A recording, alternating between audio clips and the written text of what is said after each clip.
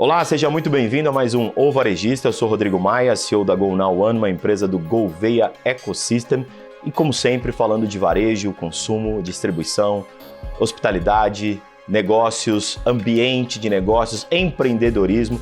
E hoje a gente vai falar de um conceito interessante, cross-sell, upsell, desenvolvimento de negócio por meio de gestão financeira. Nossa, quando a gente fala o nome assim, parece que fica algo assim um pouco assustador, mas para você empresário que muitas vezes quer fazer as coisas no instinto, que tem um lado positivo, vamos chamar assim, de fazer alguma coisa instintiva, mas não adianta ficar só no instinto. Tem um instinto bom do empreendedor que identifica um problema, identifica algo para ser resolvido, mas se não tiver uma gestão financeira de qualidade, uma gestão financeira, vamos chamar assim, inteligente, para o negócio parar de pé, a sua ideia e o seu instinto vão acabar morrendo, né? Então, por esse motivo, a gente vai falar hoje sobre esse assunto assim muito interessante, que é o desenvolvimento de negócios, que é esse upsell, cross-sell com o Henrique, estava olhando o nome aqui, Carbonelli, certo? Carbonell. Carbonell. CEO, é porque o segundo L ali, eu achei que era Carbonell, é o I. CEO da F360. Primeiro de tudo, Henrique, muito obrigado pela sua presença, obrigado por estar aqui com a gente, por ter aceitado o convite para estar no Varejista. Boa. Obrigado, Rodrigo, obrigado a todos que estão nos assistindo, é um prazer estar aqui com você, acho que vai ser uma jornada, um papo super legal. Eu tenho várias anotações aqui, como você viu, na hora que eu já estava te apresentando, eu já comecei a olhar algumas coisas e eu vou fazer uma primeira pergunta que talvez não seja exatamente do que a F360 faz, mas acho que é importante para a gente contextualizar. O que significa hoje gestão financeira? Porque as pessoas acham que empresa é assim, ó, aqui é meu custo, aqui é minha receita. Receita menos custo é meu lucro. Acabou. E isso é gestão financeira e passa muito longe disso, né? Como é que você define hoje, como é que você fala sobre gestão financeira, principalmente quando a gente pensa em varejo, claro? Legal, Rodrigo. Acho que você falou bem na sua introdução, né? Gestão financeira já causa arrepio em vários empreendedores, né? E principalmente o varejista, ele é muito barriga no balcão e é excelente, ele tá, quando ele abre, né, um negócio, ele tá lá para realmente começar a fomentar e sempre focado em vender cada vez mais. E muitas vezes ele acaba deixando de olhar para a parte de gestão financeira, que é o que vai realmente viabilizar o negócio dele, vai realmente deixar, fazer com que ele cresça cada vez mais, né? E acho que eu dividiria a gestão financeira basicamente em dois blocos, né? Um que você tem uma gestão financeira operacional, né? Que acho que você fala, é aqui a minha receita, minha despesa, mas espera aí, eu realmente, essa despesa que eu tive, eu vou receber? Quando é que eu vou receber? O que está acordado lá com o banco, com o adquirente de cartão de crédito, está realmente sendo cumprido?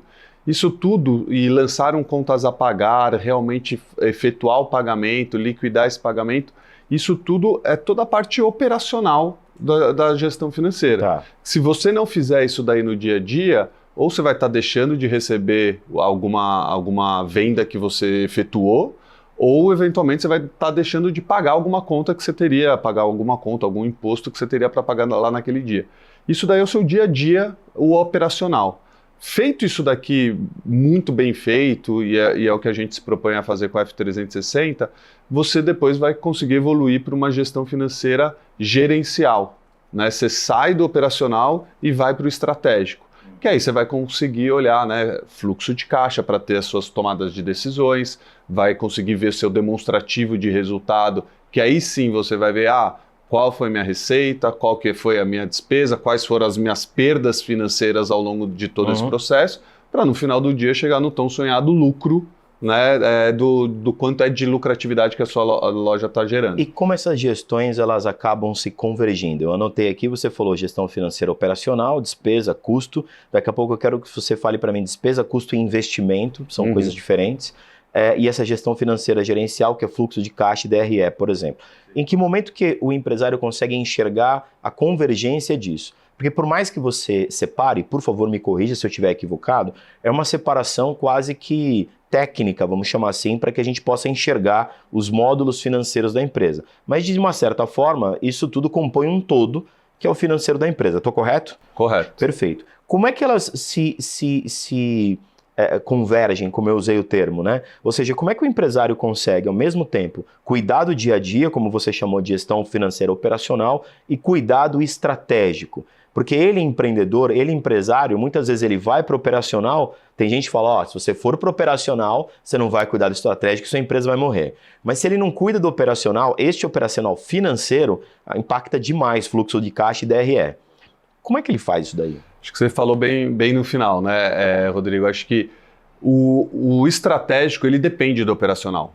Porque se você não tiver o seu operacional muito bem feito, o seu estratégico você vai estar trabalhando sempre como premissas e números aproximados, né? E no varejo a gente tem margens realmente estreitas e se a gente trabalhar somente com números aproximados, uma hora esse estratégico, o dado, né, o nível de acuracidade do dado vai estar errado, a sua aproximação vai deixar de existir, isso daí vai fazer com que você cometa graves erros na sua decisão.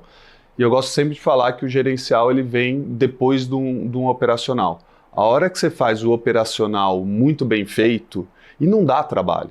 O operacional, se você faz no seu dia a dia e busca ferramentas para automatizar esses processos cada vez mais, você só vai ter que trabalhar onde deu errado, onde não bateu eventuais dados. Se você tem o operacional aqui bem ajustado, você vai ter, por consequência, um gerencial com dados cada vez mais precisos para suas tomadas de decisões. E como é que você classificaria despesa, custo e investimento quando você pensa em operacional? O que na cabeça dele tem que ser despesa, o que tem que ser custo, o que tem que ser investimento? Porque às vezes ele olha um valor, claro, por favor, gente, vou colocar um valor ilustrativo aqui, né, apenas para a gente ilustrar. Você tem, exemplificar, a gente tem 1 milhão ali, eu vou começar a empresa com 1 milhão na minha mão. E veja que eu não estou nem usando exemplo 1 milhão no caixa, porque não é esse o conceito, né? Estou com 1 milhão na minha mão. O que é investimento para eu abrir a empresa? O que eu categorizo como custo? O que eu categorizo como despesa? Legal. Acho que eu gosto pegando o seu exemplo de 1 milhão. Pô, você vai fazer toda uma reforma para colocar a sua loja de pé e ela está pronta para você abrir e começar a vender. Quanto é que custou essa reforma? Quanto é que você gastou para comprar móveis, iluminação? Para deixar a loja de pé. Para deixar realmente a loja de pé. Pô, gastei toda a parte de infraestrutura, R$700 mil. Isso daí é investimento.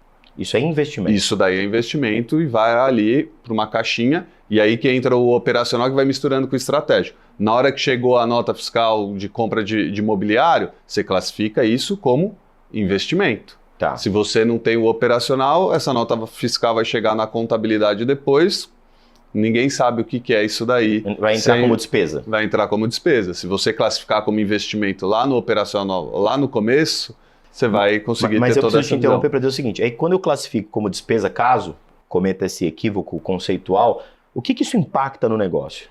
Ele vai impactar não só na sua visão de payback, né, de retorno do capital investido, mas até mesmo em apuração de impostos, dependendo do regime tributário que você tiver. E no final do dia, você como empresário, você vai estar tendo uma visão de qual foi o seu lucro operacional, despesa impacta no seu lucro operacional e investimento não impacta no seu lucro operacional. Lucro operacional são todas as receitas que você teve, receitas operacionais, ou seja, de venda ali da loja, menos todos os seus custos de mercadoria e menos todas as suas despesas. Aí você chega no seu lucro operacional. Que não tem absolutamente nada a ver com o investimento que foi feito para isso. Absolutamente nada a ver. Inclusive por questões tributárias. Inclusive por questões tributárias. Pergunta bem direta, os empresários como um todo têm essa visão? Eu vou te dizer uma coisa, a gente participa muito de treinamentos, de imersões, etc. E às vezes quando eu coloco isso, e aqui estou me posicionando, fazendo algumas perguntas para você, que eu sei que muita gente tem esse tipo de dúvida, como é que um empresário abre uma empresa, abre um negócio sem essa visão? Ele vai acabar se dando mal, né? Vai, e principalmente no varejo, Rodrigo, porque qual é uma característica que a gente tem no varejo? O fluxo de caixa no varejo, principalmente para o pequeno e médio varejista, é extremamente desfavorável. O que é isso? A gente muitas vezes compra à vista a mercadoria e vai vender depois de talvez 15, 20 dias essa mercadoria Pensa, já tem aqui um descasamento de fluxo de caixa, e quando a gente vende, a gente vai lá na loja e como que a vendedora fala, quer pagar em 10 vezes? E aí o cliente vai lá e paga em 10 vezes. Ou seja, eu paguei um produto quando eu comprei do fornecedor, de novo, números aqui ilustrativos, paguei 100 para vender a 500.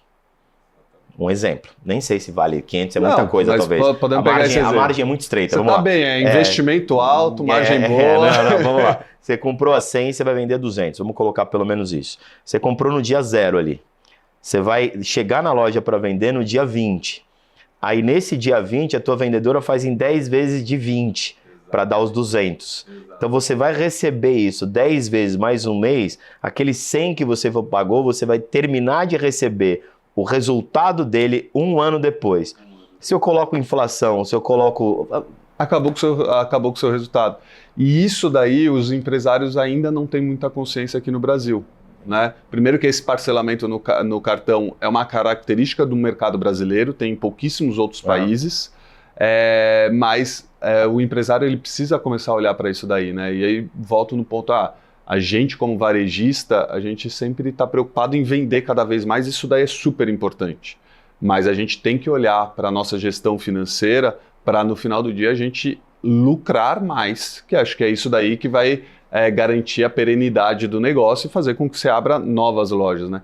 Eu cansei de ver em toda a nossa história aqui de F360, varejistas quebrarem com lojas que eram extremamente lucrativas. E quebraram por falta de gestão de fluxo de caixa. Não, mas peraí que agora você vai ter que, sem citar nomes por questões éticas, sim. Mas cita esse exemplo aí pra gente. Por exemplo, você tem uma loja que vende bastante, que tem um volume de vendas extremamente bom, tem uma margem de lucratividade boa. Margem que você diz de lucratividade no produto, por exemplo. No produto e até mesmo na última linha, pensando lá em lucro líquido. Pensando pós-EBITDA. Pós-EBITDA, pós-impostos, pós-tudo. Tá? Lá na última linha ele está tendo um resultado positivo. Só que esse resultado positivo não significa que você está com um negócio gerador de caixa. E o que quebra uma empresa é falta de geração de caixa. Mas espera, se não gerou caixa, esse lucro ele colocou onde? Da última linha. Esse lucro provavelmente está em estoque, provavelmente está em algum outro investimento que ele fez. E aí é aí que entra o conceito de fluxo de caixa desfavorável.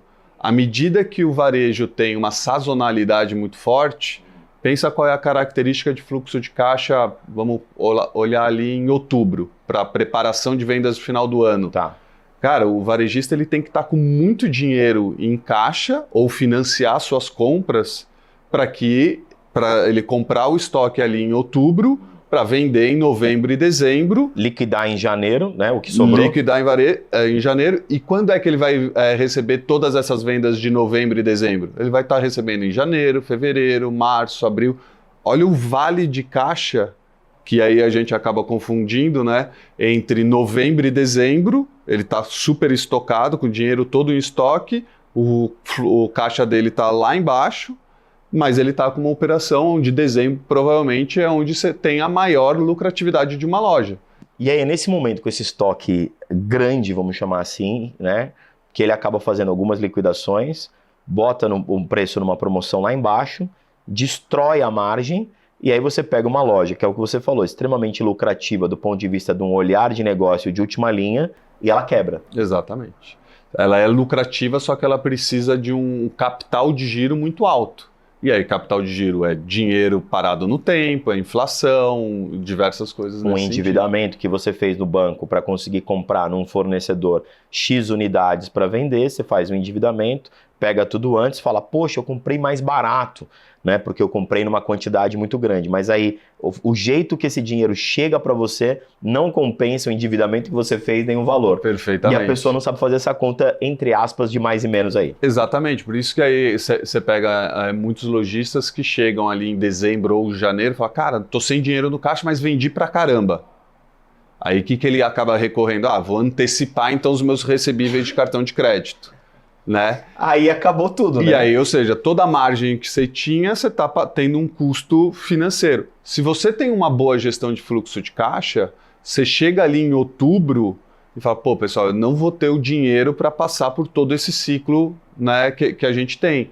Ao invés de antecipar o cartão ali em janeiro, pô, vou no meu banco, vou em qualquer fintech, por exemplo, fazer uma operação de capital de giro, que é muito mais barato que uma antecipação de cartão, para que você passa por esse momento e se programe os pagamentos. Quando você fala mais barato, o valor do juro. O valor dos juros, exatamente. Tá, ele está perdendo margem, mas aí é uma decisão de alternativas de financiamento. Aí é um perder mais ou perder menos, vamos chamar assim. Eu não encaro como perder, porque às vezes você precisa também se endividar, buscar linhas de financiamento para fazer o seu negócio crescer, né? Mas desde que você saiba se o custo financeiro dessa operação está sendo saudável para o seu negócio. Né? E é interessante que você falou, porque assim, aí é uma tomada de decisão estratégica que impacta diretamente no operacional. Né? Exatamente.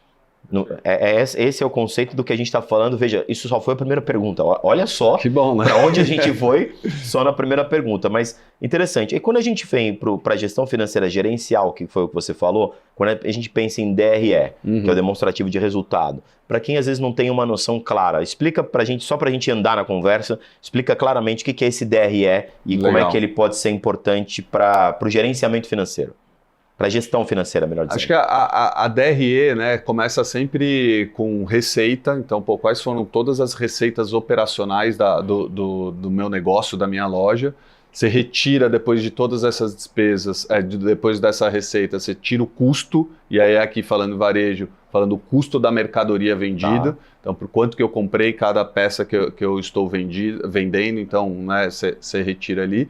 Depois disso, você tira todas suas despesas, seja despesas pessoais, despesas administrativas, custo de ocupação, toda a sua estrutura de despesas e custos nesse sentido, que aí você chega ali no seu lucro operacional da sua loja. Né? Pô, esse lucro operacional é super importante, mas ainda não é a sua última linha. Né? Eu vou explicar o porquê. Depois desse lucro operacional, você pode ter algumas receitas não operacionais. O que são receitas não operacionais? Pô, eu tinha um dinheiro parado, fiz um investimento numa aplicação financeira. Isso daí me trouxe uma receita não operacional. Eu não posso contar com isso daqui na minha operação. Né?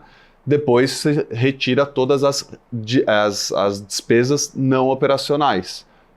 Falando lá daquela linha de capital de giro que a gente comentou, o empréstimo é uma despesa não operacional. Tá. Para aí depois você tira todos os impostos e chega no tão sonhado lucro. Né? Então a DRE, no final do dia, é quanto, né, de lucro que você tem no seu negócio, na última linha, mas é muito importante você destrinchar para saber aonde que você está gastando mais, né, para saber em quais linhas que você vai poder atuar para melhorar e tornar a sua operação mais eficiente. Acho interessante você ter falado isso pelo seguinte, tem uma questão que poucas pessoas às vezes levam em conta, que é a questão da tomada de decisão de questão tributária, lucro real ou presumido.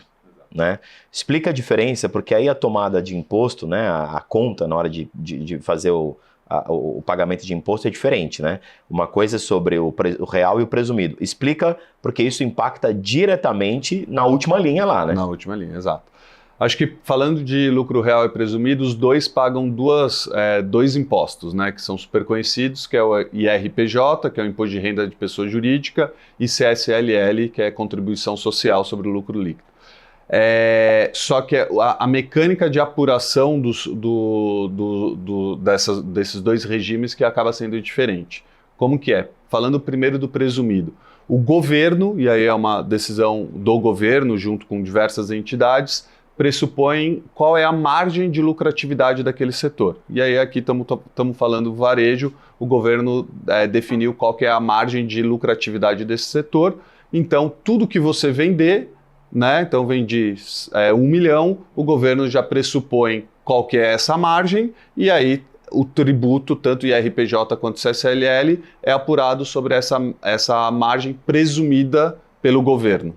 Tá? Isso daí acaba sendo bom para negócios que têm uma lucratividade alta, né? Mais alta do que a alíquota do setor, mas e também acaba, você não tem a necessidade de ter uma contabilidade muito bem regrada, porque essa margem já está pressuposta. Em contrapartida, o lucro real, ele de fato se é tributado de acordo com quanto você teve realmente de lucro líquido, né? Então, para isso, você tem que ter uma ótima gestão financeira, por consequência, uma contabilidade muitíssimo bem feita, para chegar na última linha do seu lucro líquido e aí sim passar a tributar CSLL e RPJ. E o porquê que isso daí acaba sendo importante? Lembra que a gente estava falando de classificação lá no operacional, do que é despesa, Sim, do que é custo, do que é investimento? Isso tudo no lucro real vai fazer muita diferença, entendeu? Porque o que for investimento, você pode colocar numa outra caixinha de tributação. O que é despesa, custo, eventualmente você tem alguns programas que você consegue recuperar alguns tipos desses impostos. Então, no lucro real, quando você está falando que você tem uma margem um pouco mais baixa, acaba sendo muito importante você ter essa visão e trabalhar com uma contabilidade muito bem feita para ser tributado da maneira correta, né? E o seu trabalho na F360 é fazer vamos chamar assim, uma consultoria dessa gestão. Explica um pouquinho exatamente o que você faz, até para os varejistas que assistem o programa e os empresários, para eu entender melhor, dentro desse cenário que a gente falou. Eu ainda quero finalizar falando com você de cross-sell e de upsell, acho importante falar isso, principalmente no varejo. Mas assim, essa consultoria que você faz vai para qual sentido? Vai me ajudar no processo operacional, no processo gerencial ou na convergência dos dois? Legal, Rodrigo. A gente, como F360, a gente não é uma consultoria, mas muitas vezes a gente acaba ajudando os clientes dessa maneira, né? Nós somos uma plataforma de gestão financeira, né? Um serviço de assinatura, onde o varejista nos contrata para fazer toda a gestão financeira e a gente integra com os mais diferentes canais de vendas desse varejista para consolidar as vendas em um só lugar. E a partir disso daí a gente integra com diversas adquirentes de cartão de crédito e bancos para conciliar se todas aquelas vendas que foram passadas ali no ponto de venda, se realmente o varejista vai receber todas essas vendas, né? Vai receber seja via adquirente ou até mesmo no banco. Mas você ajuda nessa tomada de decisão?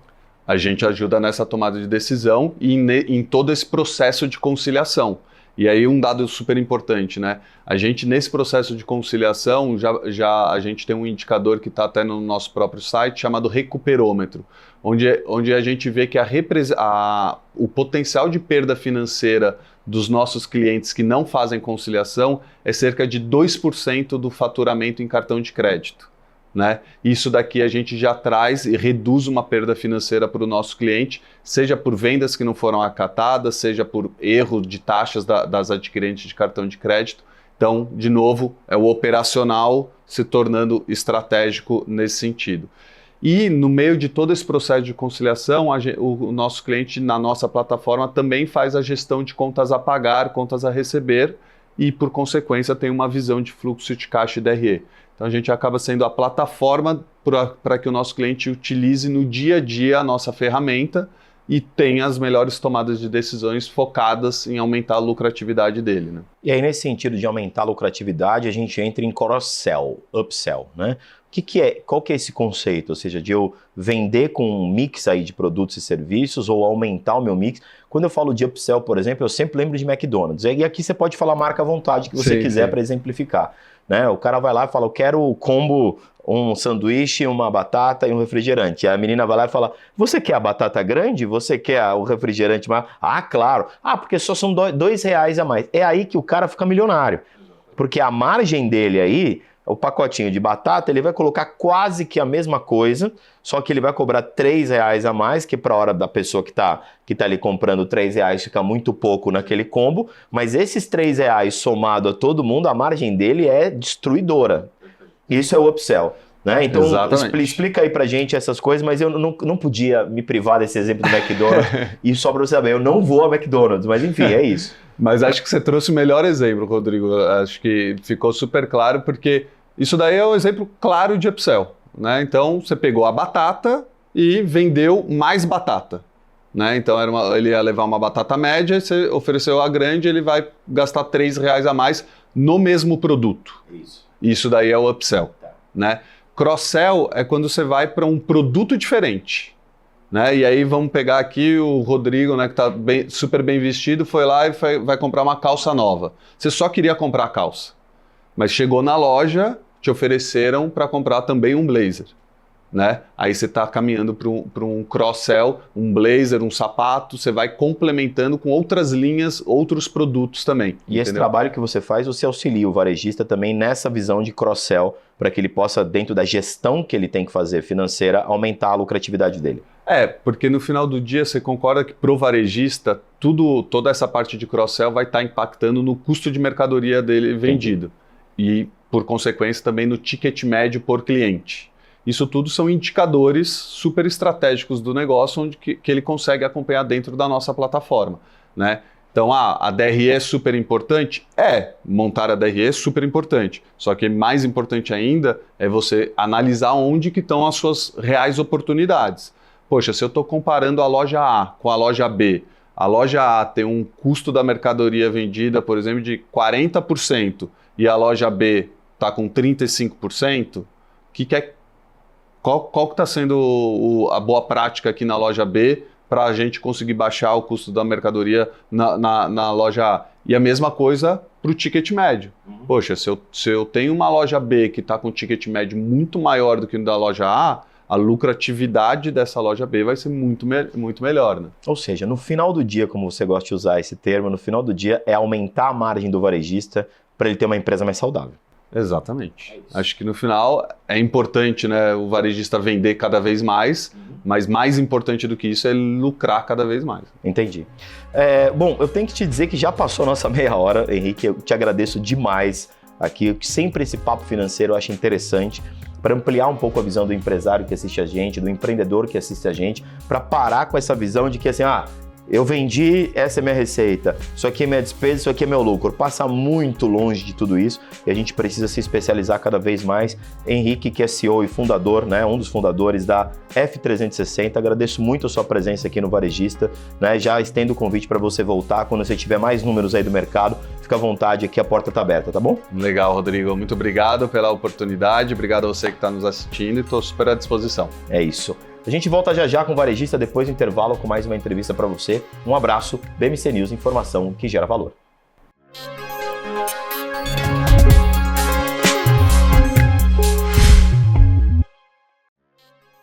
Estamos de volta com o Varejista, o intervalo foi rápido, como você viu, e a gente vai continuar falando de ambiente de negócio. Agora a gente vai para outro setor calçadista. Eu estou aqui com o Head de Operações e Novos Negócios da Nuremberg Messi Brasil, que é responsável pela BF Show, que é a maior feira calçadista do Brasil. Então, primeiro de tudo, Ricardo, muito obrigado pela sua presença, por aceitar o convite e estar aqui no Varejista para a gente conversar sobre o setor de calçado que é tão importante. Então, primeiro de tudo, muito obrigado pela sua presença. Obrigado você pelo convite, é um prazer.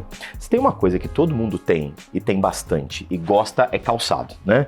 Então, assim, seja calçado tênis, seja calçado sapato, mulheres que adoram seus sapatos, homens que adoram seus sapatos. Sapato é algo que diz muito sobre a pessoa e o brasileiro, eu vejo assim, a gente entra muitas vezes em shoppings, em centro de compras, calçado realmente é algo que chama bastante a atenção das pessoas. Corredores que pegam seus tênis e aí ficam venerando os seus tênis como um todo. Então, assim, é um acessório, não sei se eu estou usando o termo correto, é um acessório muito utilizado culturalmente pelo brasileiro, né? Como é que funciona esse setor? Como é que ele está hoje? Acho que vamos começar por aí, depois a gente vai falar um pouquinho mais da BF Show, que é essa feira. Como é que está o setor calçadista? O que ele representa hoje? Vamos começar um pouquinho mais aberto para a gente especificar um pouco a entrevista. Vai lá. Tá. O setor calçadista brasileiro, ele tem uma importância muito grande numa questão mundial. O Brasil hoje é o 5º maior produtor de calçados do mundo. E o maior do Ocidente. Então, a gente representa grande parte, por exemplo, dos sapatos do Ocidente são fornecidos por calçadistas pela indústria brasileira. Tá. O Brasil tem um costume muito grande de calçados, né? De ter uma tradição, uma cultura forte, principalmente nos calçados de verão, de coleção primavera-verão. Então, sandálias, rasteirinha, no caso, sapatos femininos. Então, tem essa importância muito grande. E a qualidade do calçado brasileiro é muito grande. A percepção da qualidade, mundialmente, é muito boa. De novo, principalmente pela pelas coleções primavera-verão, que são é o grande chamariz da nossa indústria. Nos últimos anos, a indústria tem cresceu muito, principalmente na época da pandemia, parte das exportações, principalmente, dos calçados. O mercado interno deu uma reduzida durante o período pandêmico, por conta da produção e tudo mais. Mas a gente vem num período de retomada no mercado interno e no mercado externo também. No mercado externo, a gente já bateu os níveis pré-pandêmicos, vamos chamar assim. No mercado interno, a gente está nesse período de retomada, mas dentro da perspectiva, em 2025, provavelmente a gente já está superior ao que era o pré-pandêmico. Como referência, se o Brasil é o quinto maior produtor, quem é o maior produtor hoje? A Ásia é o principal. Então tem China, Indonésia, Índia. A Ásia, sim, é o maior produtor. E a gente exporta calçado? Exporta. A gente exporta muito calçado. Nossos principais mercados são Estados Unidos, Argentina e Espanha, vamos dizer, os 3 países. Mas Estados Unidos e América Latina são os nossos principais mercados. A exportação está em torno, está em torno de 300 milhões de dólares, mais ou menos, o que é o do ano, o de exportação. E aí é uma parte muito importante da nossa indústria. Entendi. E nesse sentido da indústria, se somos o maior produtor, do ponto de vista dos insumos, a gente depende muito da China para a gente trabalhar essa produção, ou é algo que dentro do nosso território a gente consegue se resolver bem? A gente usa muito insumo nacional, então couro nacional, plástico nacional, a indústria é bem suprida nacionalmente. Tem, claro, algumas indústrias que usam insumos internacionais, mas a maior parte é nacional mesmo. A maior parte é nacional. E você falou que a indústria cresceu. Como é que vem esse crescimento e como é que foi o impacto da pandemia, na medida em que, claro, a pandemia impactou todos os setores, é inevitável, e como eu sempre digo quando a gente cita a pandemia, eu não estou falando aqui, por exemplo, só questão sanitária, tragédia sanitária, nem toca nesse assunto, que é óbvio, mas que eu quero dizer assim, qual foi o real impacto na indústria calçadista, no setor, melhor dizendo, calçadista, na questão da pandemia, como você falou, alguns números estão sendo recuperados, outros estão voltando. Assim, a gente teve um impacto, como maior parte das indústrias, o impacto foi considerável. Quando a gente pensa na questão de exportação, a gente teve um impacto positivo, vamos dizer assim, porque nesse período de pandemia a gente teve várias condições. Então, a China, principal produtor, teve uma política muito forte de Covid-0, né? Então, que a sua produção foi diminuída, então a gente conseguiu suprir muita demanda que eles atendiam antes. O custo logístico que existiu, que o preço dos containers e tudo mais explodiu durante a pandemia, facilitou também a nossa exportação, porque principalmente para os Estados Unidos, alguns países, pela nossa proximidade, o custo acabou ficando reduzido. Então, por essa questão, para esse lado de exportação, o período pandêmico, mas assim, deu uma colaboração com a exportação. Agora que, principalmente depois que essas políticas de Covid-0, né, da China foram tiradas e mais ou menos no ano passado que o custo de logístico dos contêineres voltou mais ou menos ao patamar normal, aí isso impactou negativamente nas exportações, que acabaram reduzindo, que a gente passaram a ficar mais competitivos também. Questão do mercado interno, a gente teve uma redução no período pandêmico pela questão econômica, então muita queda de emprego, o poder aquisitivo reduziu, as pessoas ficaram mais restritivas com o consumo, então a venda de calçados reduziu. Agora a gente está no período de retomada. Ano passado a gente teve um aumento no consumo de mais ou menos 2%, e a perspectiva para 2024 é que a gente tenha essa retomada, considerando que a economia a gente está com juros com previsão de caída, a gente tem a taxa de desemprego está baixa, tem reduzido, então o salário, um emprego formal, um salário mais constante, então as pessoas conseguem investir um pouco mais em artigos não essenciais, vamos dizer assim.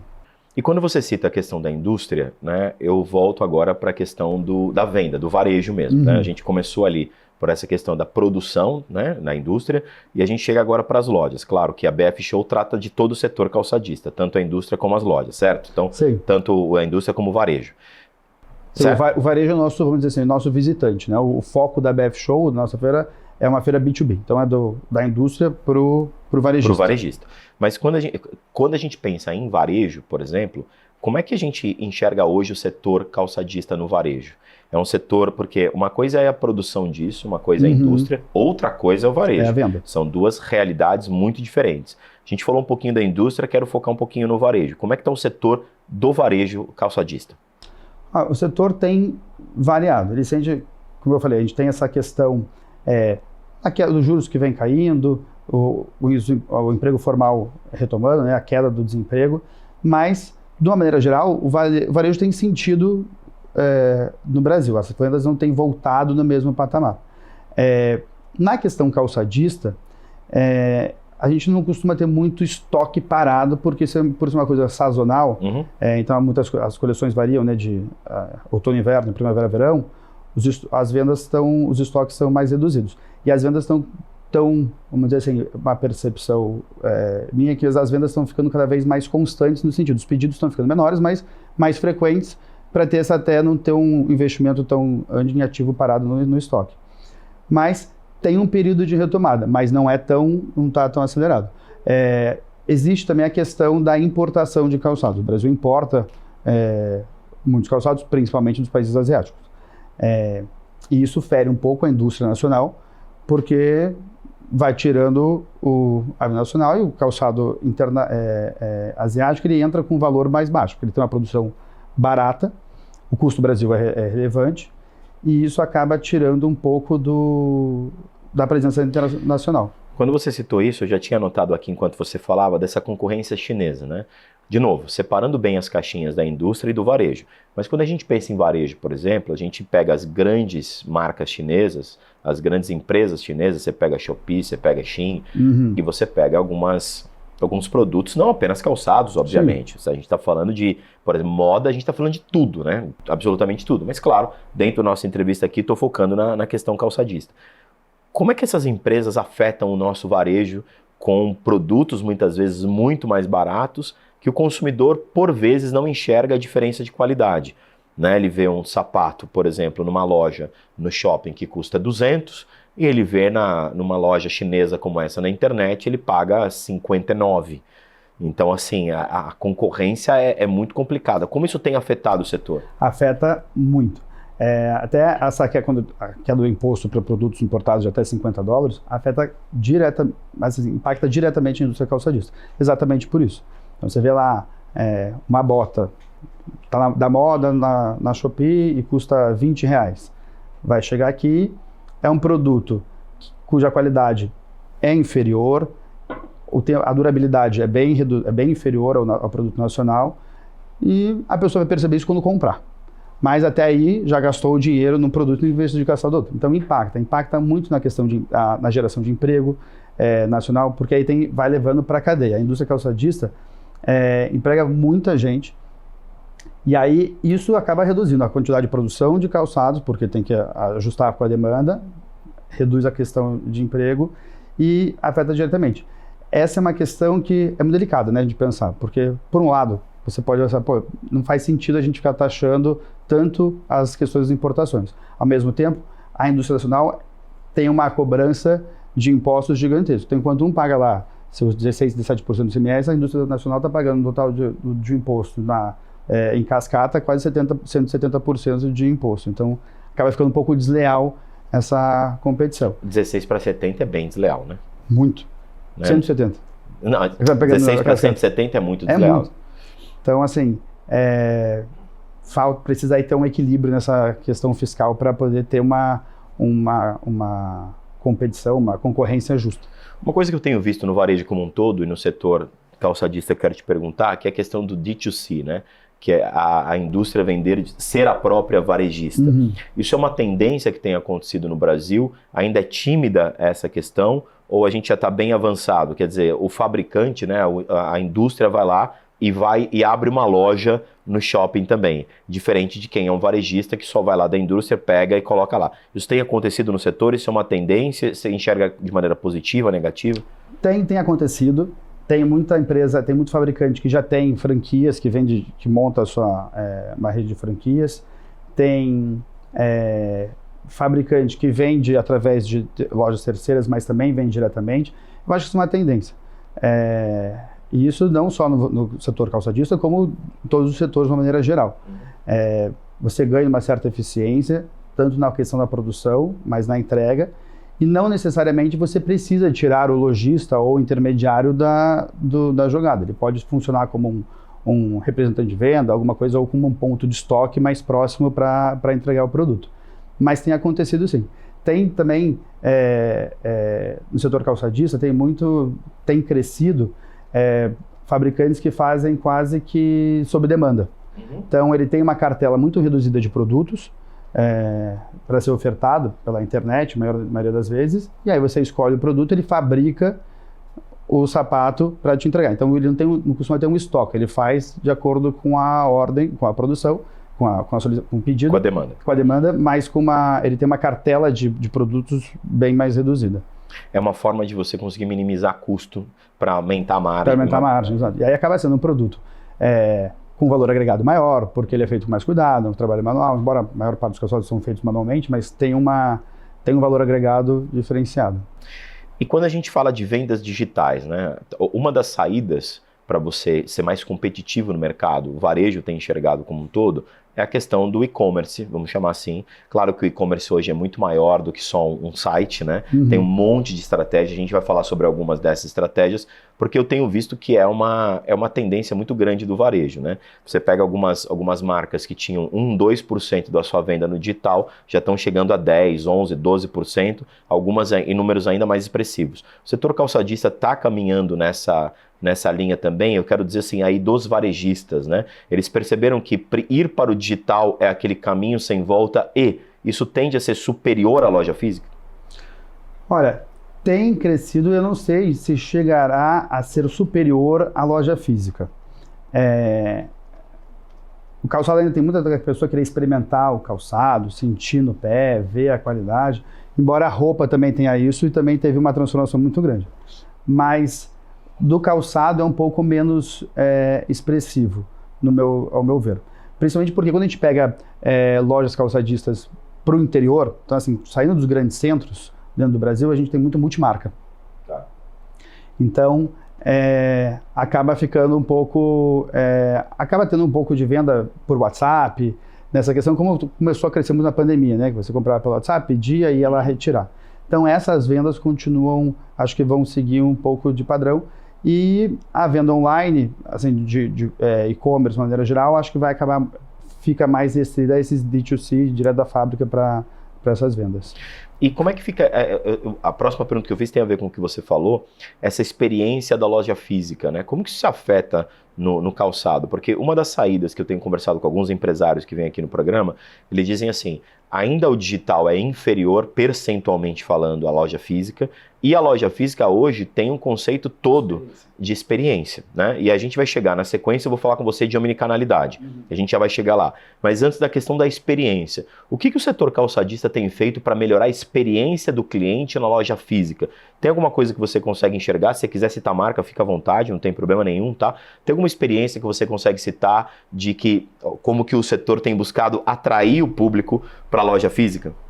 Olha, tem muita marca que faz, não vou citar muita marca, não para não ficar injusto, mas existe sim algumas questão da experiência, principalmente quando a gente pega, por exemplo, que aí acaba também sendo multimarca, mas a gente pega lojas com relação ao esporte, como a Centauro, por exemplo, que cria um ambiente para você experimentar o tênis, correr com o tênis, testar o produto, ver se ele tem um bom fit para você, né, se a sua pisada é pronada ou não. Quando a gente pensa em calçados mais sociais, a gente tem algumas lojas que mostram, que leva a questão do conforto, que deixa o piso, por exemplo, mais emborrachado. Tem muito em loja infantil que faz um piso mais emborrachado para a criança, para ser um ambiente convidativo para a criança entrar, sentir o sapato de maneira diferente. Tem a questão da experiência, do cheiro do sapato, fazer uma ligagem mais emocional. Mas a gente está muito mais nesse lado para o calçado, da maneira de convidar, sentir a marca de uma maneira diferente, né? E aí sentir que a questão do conforto não é só para o seu pé na hora de calçar, mas do ambiente em si, de um cheiro agradável, de uma comidinha. Tem muita marca que trabalhando nessa questão, mas ainda não é tão, é um pouco mais tímido que os outros setores do varejo. Tá. E eu anotei aqui, na sua perspectiva, você como head dentro do setor calçadista, como é que você acredita o físico versus digital no setor calçadista? Vai acontecer o famoso phygital aí dentro, né? E aí a gente entra na questão da omnicanalidade, ou você entende que a loja física tem retomado uma potência no período pós-pandemia e isso tende a continuar essa retomada da loja física? Olha, eu acho que a gente tende para essa fusão entre os dois canais. Acho que isso é inevitável para qualquer canto. A gente vai ter que trabalhar em conjunto. Tem uma facilidade na questão de você experimentar um calçado e aí, né, um modelo e entender que você não precisa ter na loja física aquele mesmo modelo, aquela mesma cor e entregar depois. Eu acho que isso funciona. Mas eu acho que a loja física ela é muito importante, principalmente depois da pandemia, que a gente repara que não tem como viver só com o digital. O contato humano, o ser humano, somos animais de comunidade. Então, o físico ainda representa tem uma importância na relação. Principalmente quando a gente entra em artigos com valor agregado maior. Quando a gente pega uma coisa mais de luxo, o físico tem uma questão mais importante para a questão do toque, para você sentir a maleabilidade. Então, acho que isso é importante. E justamente nisso, que é o que eu estava notando aqui, como que você enxerga as novas gerações nesse sentido? Uma coisa eu e você. Eu, por exemplo, eu nunca consegui comprar um calçado, e digo mais, nem calçado, roupa. Um blazer, uma calça, uma camiseta, eu não consigo comprar online ainda. Eu tenho o sentimento, eu já tentei fazer essa compra, comprei quando chegou, por acaso eu vesti, pode ter sido uma grande coincidência, eu vesti, não ficou legal, e aí para mim eu já fiquei meio assim, não gente, roupa eu compro lá na loja, eu gosto de olhar, pegar no tecido, ver como ele fica no meu corpo, o sapato ou o tênis eu corro, por exemplo, então eu gosto de ir lá, experimentar, se na pisada, se vai pro lado, se tem a sola, bom, eu só estou querendo dizer que para mim a experiência de ter uma roupa, um acessório, experimentando fisicamente é inquestionável. Só que eu não sou a nova geração, por óbvio, né? Como é que você enxerga, ou como é que o setor tem visto essa nova geração? Essa questão da experiência é diferente do que a gente enxerga mesmo, via sua opinião aí nesse sentido? Como é que o setor tem visto essa nova geração que está comprando calçados? Eu acho que na questão do comportamento de consumo, no sentido de ir à loja física ou comprar pela internet, tem um mix aí que é parecido vamos dizer, com os millennials, né, com a nossa geração, no sentido que tem gente que prefere um canal, tem gente que prefere outro. Vai ter sempre esses dois canais. O que eu sinto muito a diferença é a questão do relacionamento com a marca. Então, se identificar com aquela marca, entender o posicionamento da marca de uma maneira geral. Então, a gente vê como tendência o que a geração mais nova se importar, por exemplo, essa marca que eu estou comprando, ele de fato é essa empresa sustentável que ele diz ser? Ele é uma empresa que realmente faz bem para a comunidade onde ele está inserido? Ou ele está só explorando mão de obra para poder vender mais barato? Então, eu vejo que essa relação, sabe, essa identificação com a marca e com os valores da marca, muito mais relevantes para essa nova geração, para esse consumo, do que era para nós. Do que era para nós antigamente. E mais do que o momento do consumo. Você vai comprar online ou não. Eu acho que a questão de se comprar no digital ou se vai comprar no físico tem muito mais com o momento da compra do que com uma tendência de comportamento. Então é mais assim, estou com pressa e quero passar para pegar, vou comprar aqui rapidinho, vou lá e retiro. Tenho tempo para poder no shopping hoje passear? Vou lá no shopping, passeio, experimento. Não estou com um saco para sair, não estou com paciência, vou lá, peço uma coleção de sapatos em casa, experimento, devolvo o que eu não gostei e fico com o que eu quero. Entendi. Duas questões antes de a gente encerrar. Primeira, a questão de rua ou shopping, uma questão rápida que depois eu quero que você fale da BF Show. O que performa mais hoje no varejo, no setor calçadista? Loja dentro de shopping, rua, ou não dá para a gente fazer essa medida? Eu acho que não dá para a gente fazer uma medida de uma maneira mais ampla, mas eu arrisco dizer que grandes centros shopping performam melhor do que rua. E também por uma posição de... Uma questão também, né? Porque você vai para o interior, o varejo é muito mais de rua do que dentro de shopping. Então a regionalização responde mais. Entendi. E me fala da BF Show, né? Quem quiser informações da BF Show, o que vai ter lá, novidades, a data, etc. Fala um pouquinho da BF Show para a gente encerrar. Bom, a BF Show acontece de 21 a 23 de maio, no Transamérica Expo Center, aqui em São Paulo. É a segunda edição da feira, a gente vai apresentar a coleção Primavera-Verão para 2025.